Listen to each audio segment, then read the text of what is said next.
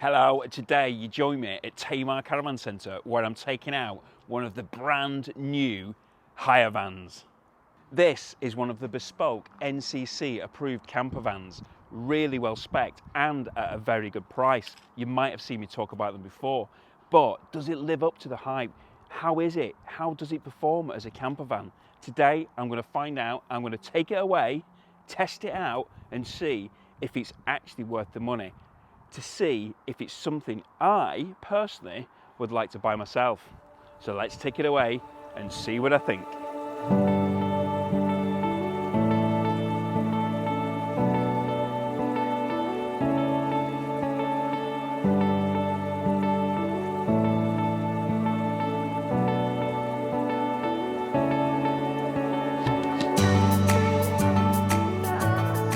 So this van is a Highline model, and it's got the 2-litre diesel, 110 horsepower, 5-speed manual gearbox in it.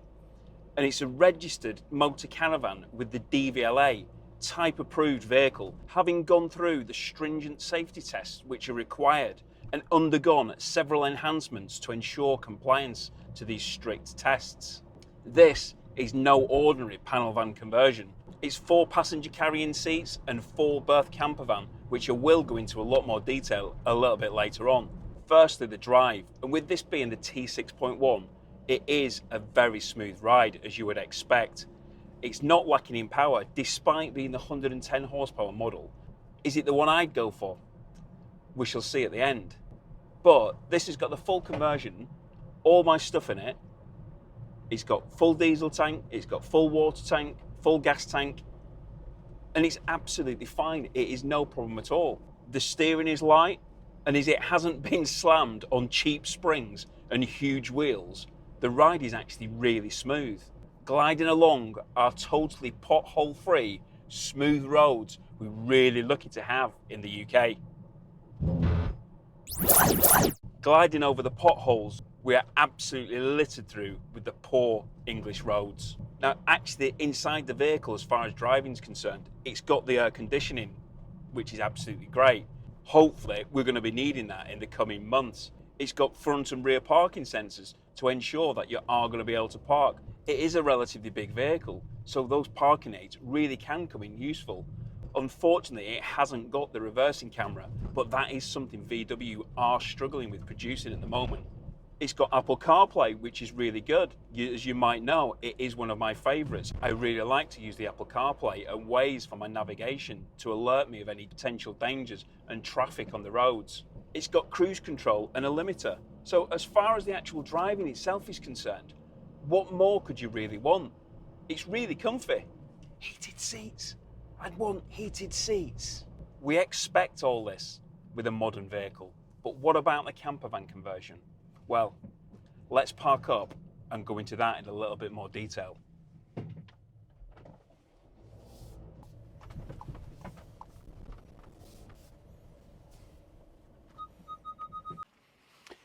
So let's sit down, have a coffee and a chat about this conversion, and let's see how it really is. And I've got some lovely coffee.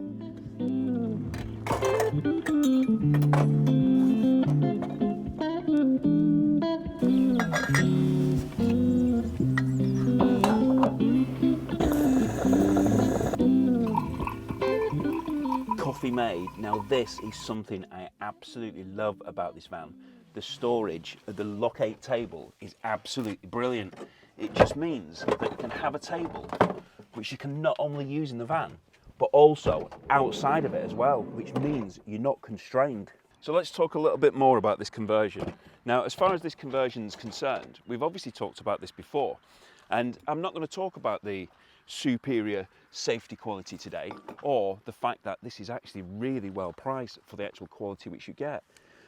But let's talk about the actual conversion itself, what you actually get with it, and is it a really good conversion as it says it is on paper? Well, I've just made myself a coffee. Now this coffee was made using the double burner within inside the van. Gas obtained from the LPG tank, which is underneath, which as far as I'm concerned, saves so much space because you've not got that gas locker within inside your vehicle. So it means that where that would normally be, you can actually store more items. And I've also used this to cook bacon sandwiches, which I will come on to a little bit more later. I would normally use my Kadak for that. And with the sink next to the double burner hob, I was then able to actually wash up all the plates, dishes, pans, etc. which I used, and then they're all clean and ready to go for the next time. The water tank is on board the vehicle, and as I've mentioned before, the filler cap on this is really good. It's not got one of them ugly side flaps on the side of your van. This is actually a really nice feature. Actually, it's hidden away and it looks so good. It actually ought to just be on display all the time. Now, everything I needed was kept cold in the fridge. It's got a 50-litre fridge, which does also have a freezer compartment if you need it to be. Now, this is behind a wooden door. Now, people do say that this is pointless because you're opening two doors to get to the fridge. But personally, I think it just looks tidier. It just looks neater, and I like it. It's like you've got an integrated fridge. Whether you can actually have it opening the fridge door when you open the wooden door, I don't know. Maybe sometime in the future I could look into that. Now, power for this conversion does come from the 12-volt leisure battery, which is supplied with the vehicle, and also 240 volts if you're on hookup. And this is accessed from the rear of the vehicle underneath the bumper. Now, the components utilising this are actually really high quality, Victron being used for a lot of them. But there are a few additional requirements which I would change on that.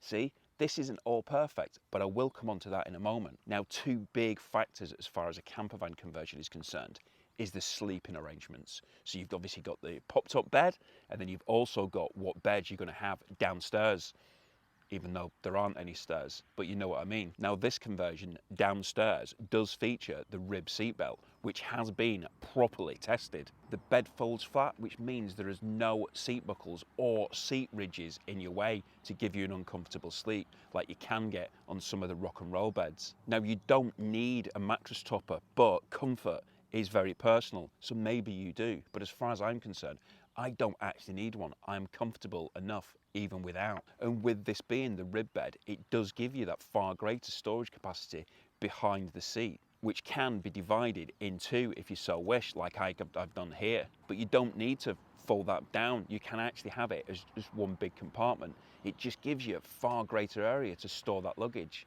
It means that you're not driving around with unsecure loads. Now, unsecure loads are illegal for very good reason. So as far as the pop-top's concerned on this one, this is an Oztops pop-top, and this, as standard, comes with the Froley mattress bedboard. This isn't your normal conversion. This isn't just a solid plank of wood. It is really comfortable. It is far better standard. It really isn't comparable to the solid boards. Get out and actually test one yourself. It makes a big difference. Even if you're not sleeping up there yourself, your kids could benefit from a much better bed. Maybe they'd even have a lie-in if they're going to have a better night's sleep. How good would that be? Now, I'm going to talk about the pop-top in greater detail in a further video, but this does have a benefit which isn't really featured on many other pop-tops. And quite a few people at the NEC Caravan, Motorhome and Campervan show did actually realise this benefit after they'd had a look themselves, and they were quite surprised. Anyway, whilst you're sleeping in this vehicle, you are going to want to keep warm, and this is provided with the benefit of a 3 kilowatt whale heater, which is fueled from the onboard LPG tank underneath the van. I have used this and it is simple to use and really effective. It does exactly what it needs to do. And it's also worth noting the LPG level gauge. This means it's really easy to tell how much gas you've got left in your tank. A really useful feature. Some other things worth mentioning. Now, obviously, this does come with the absolute essentials. Your smoke alarm, your carbon monoxide alarm, your fire blanket, and also your fire extinguisher. This really does go without saying. Or does it? Not all vans actually come with these items, and they really should. If yours hasn't, make sure that you do get them. Additionally, in this van, it also comes with a fully stocked first aid kit, which actually hasn't even been opened on this one, a high-vis jacket and an emergency triangle just in case the worst does happen. These are all items we really should all have. Even more items included within this van are actually a portable toilet, which is nicely stored underneath the rib bed. You've got your levelling ramps just in case you pull up on site and you actually need to level the van. You've got chairs, you've got your necessary 240 volt cable to be attaching so you can actually hook up your electricity. And also your water attachments. So you've got the filler holes for filling up the actual water tank, and also a shower attachment. Yes, it does have a shower in the back of this vehicle. I am really impressed. A campervan gives you so much freedom, the ability to be able to get out and explore, the ability to eat, sleep, drink, relax, explore, all from your one vehicle, and you can use it as a daily driver. It's not as big and roomy as a motorhome, or even its bigger brother, the VW Crafter, which you can actually get in the Grand California as well. But it's enjoying everything under one roof without that necessity to actually tow something else around. If you've got a caravan or a pod, you can have everything under the one roof in a compact unit and drive it on a daily basis. You can hire this very van from Tamar Caravan Centre if you did want to test out this bespoke campervan. And the question remains, what do I think? Well, I'm just about to go on off and explore now. Then I'm going to come back, I'm going to sleep in the van again, and then tomorrow morning I will let you know my final thoughts and what I would change. So now I'm all ready to start to settle down for the night. I've drawn all the curtains, I've got the blackout blind on the front. I'm going to put the rib bed down, get my VWT magazine out, and maybe have a drink.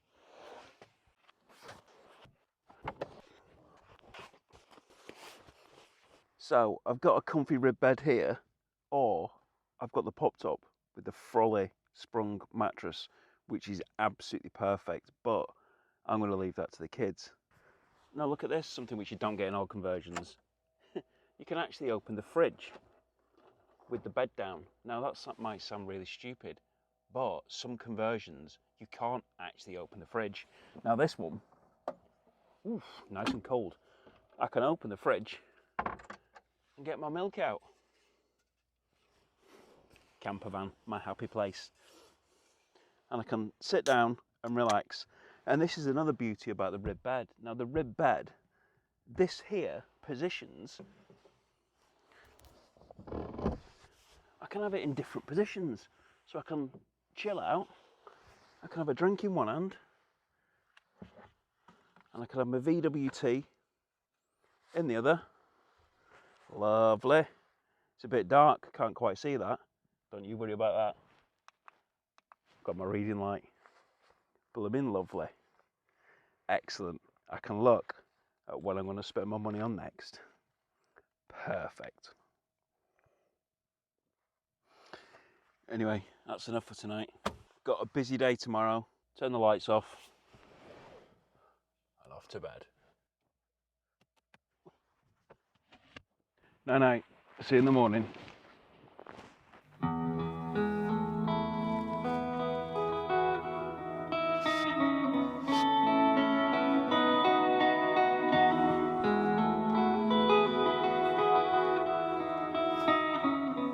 So, I've had a good night's sleep, but I wouldn't expect anything less from a rib bed.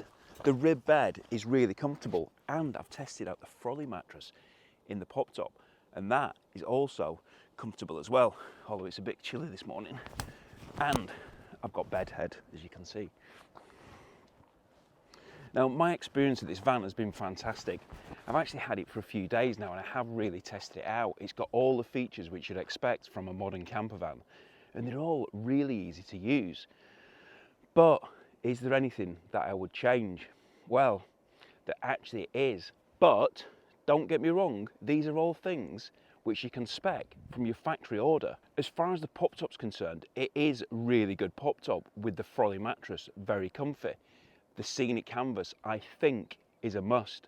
Whether you go for one of those out there colours, it doesn't matter, but I just think the benefit of actually unzipping that canvas and removing it so you can actually just have that outdoors right there, I think is a really big benefit. And it is an option which you can have from factory.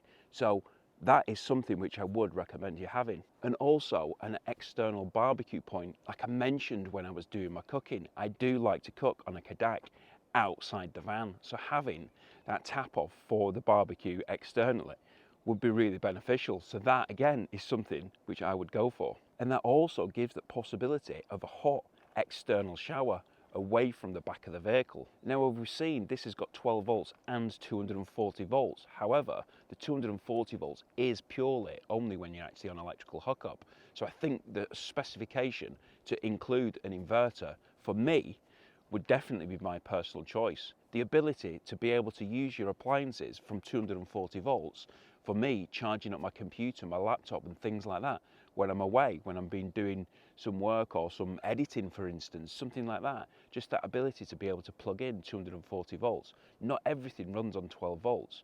So that for me would be a big benefit as far as I was concerned for my spec. And another simple one, a tow bar. Now obviously Tamar Caravan Centre installed tow bars so they could put one on themselves. And this is something which I would go for. Just that ability to be able to put a tow bar on the back and carry bikes rather than having to put them in actually inside the vehicle, which when you've got a full conversion is not easy to do, or try and lift something heavy onto the roof. Having a tow bar on the back, you can actually get the bike carriers, which will also carry the 2-lay cargo box, which actually gives you an extra several hundred litres of storage space in there as well. So look out for that in the future, because that's something I'm going to be looking into. And something else which I would spec is roof bars to go onto the actual pop top. Now I know obviously you're going to be weight restricted with it being a pop top, but I wouldn't be wanting to carry anything particularly heavy. Maybe a small roof box if I've not got a cargo box on the back, but I also carry surfboards, paddle boards, these kind of things which you would be able to put comfortably on top of a roof rack. It just expands the options which I'll be able to have for carrying things. And whilst I'm on the pop top solar panel, with the leisure battery which I would have in the vehicle, I would want solar, because the solar will obviously keep that battery topped up all the time. And if I am having solar, then the AGM battery, which comes as standard in this vehicle, I would definitely be upgrading to the lithium iron phosphate, which is again another option. And another 2 factory options which I would want would be the LED headlights. Yes, they do come at a bit of a cost, but the LED headlights make a huge difference over the standard candles which you get in the Volkswagen range. You could obviously go for the aftermarket LEDs, but they're actually illegal. Do make sure that you read up on that. And another option would be the sliding opening windows which you get in the back of the vehicle. I do think that they would be a must as far as my spec was concerned. Now all these options can be spec'd when you're actually buying the vehicle, or some of them fitted after purchase. With it being a type approved vehicle, there are limitations to what you can actually do before the vehicle is actually registered. But once it's registered, you've got free rein to pretty much do what you want. And then that would also go for the wheels and the body kit which you might want on yours.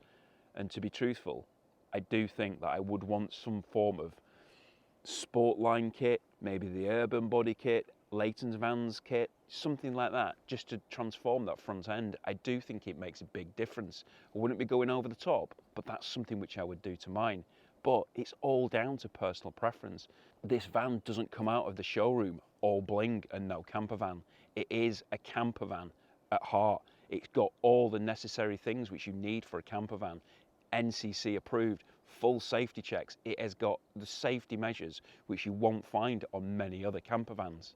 This isn't a salesman, look at all this bling. It's actually a really safe, well-built camper van. But the question is, would I buy one? Would I spend my money on one? In all honesty, if I had the money, then yes, 100% I would buy one of these conversions. With the factory options, the factory changes which I've just mentioned, then yes, I would buy one of these vehicles. And if you haven't seen my previous video on why this vehicle is actually so good, then you can have a look at that here. For now, take care and thanks for watching.